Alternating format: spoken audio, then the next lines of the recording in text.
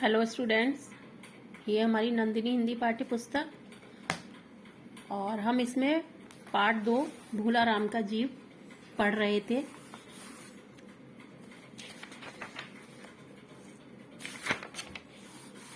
चलिए,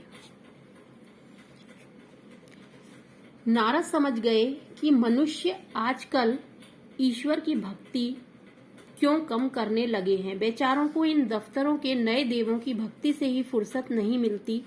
एक नई देव दृष्टि के दर्शन उन्हें यहाँ हुए। बड़े साहब के कमरे में वे धड़धड़ाते हुए चले गए। साहब ने चौंक कर देखा। दृष्टि में तनिक क्रोध आया, पर फिर वेश देखकर समझ गए बेचारा एकांतवासी है, दफ्तर का शिष्टाचार नहीं जानता। क्यों बाबा, कैसे आए? नारद तब तक कुर्सी पर बेतकल्लुफी से बैठ चुके थे। बोले, भोलाराम नाम के एक रिटायर सरकारी कर्मचारी की पेंशन के संबंध में आया हूँ। उसकी मृत्यु हो गई है।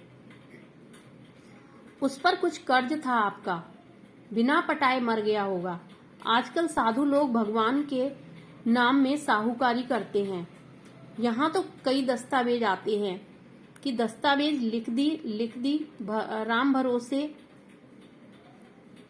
वल्द हरि भरोसे ने भगवान गोपाल लाल जैसे। लगता है आप लोग भगवान के एजेंट हैं।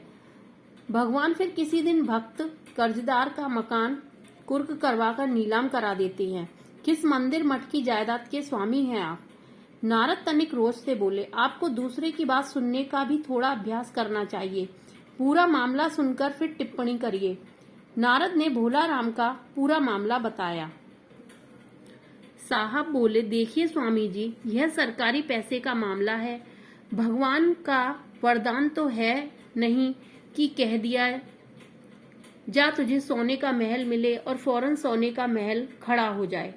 यहाँ एक ही बात को 20 जगह 20 रजिस्टरों में 20 लोगों द्वारा लिखा जाता है।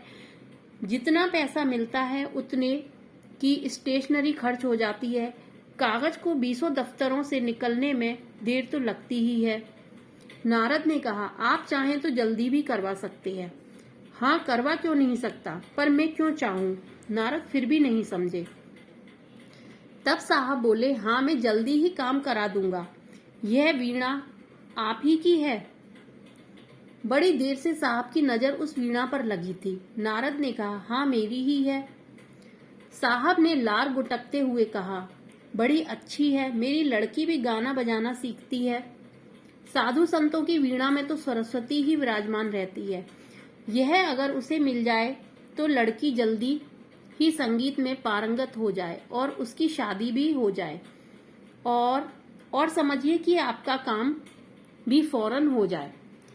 नारद अब रंग ढंग समझने लगे थे। चुपचाप वीणा टेबल पर रखकर बोले, लीजिए, इससे तो सारे टेबल के कागज दब जाएंगे। अब तो दरख्वास्तें नहीं उड़ेंगी। साहब ने जवाब के बदले में बनावटी अट्टहास किया। फिर चपरासी से भोला राम के केस की फाइल लाने को कहा। चपरासी ने 100-150 दरख्वास्तों और पेंशनों के कागजों से भरी फाइल लाकर टेबल पर रख दी। साहब ने फाइल पर उसका नाम पढ़ा और पुष्टि के लिए नारद से पूछा, क्या नाम बताया आपने उस कमबख्त का?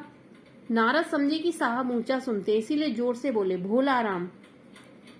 सहसा फाइल में से आवाज आई, कौन पुकार रहा है मुझे? पोस्टमैन है क्या? पेंशन का ऑर्डर आ गया? साहब कुर्सी पर से गिर पड़े। नारद चौंके, पर दूसरे ही क्षण बात समझ गए। बोले, भोला राम, तुम क्या भोला राम के जीव हो? हाँ, मैं ही हूँ, आवाज आई। नारद ने कहा, मैं नारद हूँ, तुम्हें लेने आया हूँ। चलो, स्वर्ग में तुम्हारा इंतजार हो रहा है। आवाज आई, मुझे नहीं जाना स्वर्ग, मेरा मन लगा है।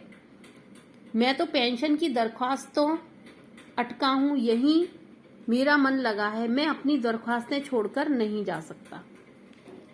तो स्टूडेंट्स, आपने देखा कि किस तरीके से हमारे जो लेखक हैं हरिशंकर परसाई जी, उन्होंने किस तरीके से एक सरकारी दफ्तर पर व्यंग किया है और ये बताया है कि एक जो भोला राम जैसे लोग होते हैं जो बेचारे पेंशन के लिए चक्कर लगाते रहते हैं, सरकारी दफ्तर में काम करने के बावजूद भी जब उनकी पेंशन नहीं बनती तो वो किस तरीके से मर जाते हैं और उसके बाद भी उनकी जो आत्मा है वो वहीं पर उन्हीं दरखास्तों में भटकती रहती है कि शायद अब पेंशन बन जाए। ठीक है, तो चलिए अब हम करते हैं इसका अभ्यास कार्य।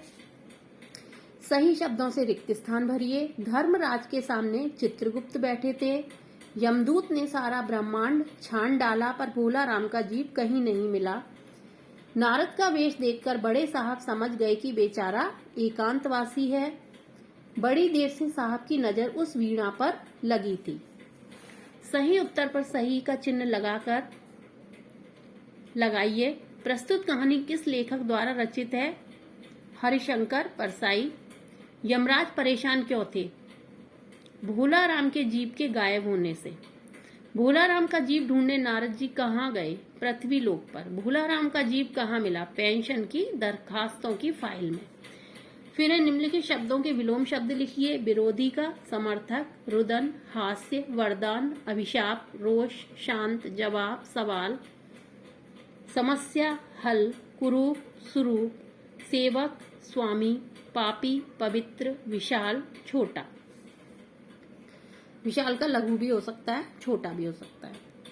निम्नलिखित शब्दों को हिंदी में रूपांतरित कीजिए।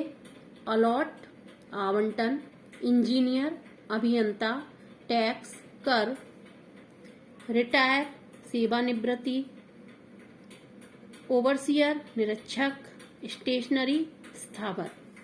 इसके बाद है निम्नलिखित शब्दों से वाक्य बनाइए। नगण्य। आज के युग में ईमानदारी का मूल्य नगण्य है। परिश्रम का फल हमेशा अच्छा होता है। भ्रमण। नारद जी लोक भ्रमण के लिए निकले। सहसा ही नारद जी यमलोक आ पहुंचे। और स्टूडेंट्स, ये एक्टिविटी है। भोला राम का जीव कहानी के माध्यम से लेखक क्या बताना चाहता है, अपने विचार दिए गए स्थान में लिखिए। तो आप सबको अपने विचार यहाँ पर लिखने हैं कि भोला राम का जीव जो कहानी है उसके माध्यम से लेखक क्या कहना चाह रहे हैं। तो ये आपका चैप्टर कंप्लीट हो गया। अब इसके बाद हम अपना जो वर्क है वो नोटबुक में करेंगे, जो कि हमारे प्रश्न उत्तर होंगे, शब्दार्थ होंगे और कठिन शब्द होंगे।